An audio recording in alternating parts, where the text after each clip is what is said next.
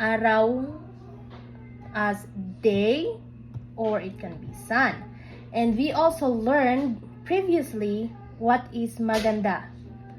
Maganda is beautiful, right? Beautiful. Yes. Beautiful.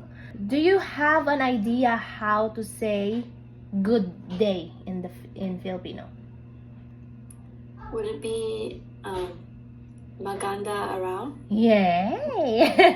Nice. So here, you say maganda araw. So it's translated word for word. It's good day, maganda araw. But in Filipino, you can say magandang. There's an NG. Okay. Magandang araw. So the NG here serves as the connector. It connects the good and the day. When you greet someone, it's more like magandang araw.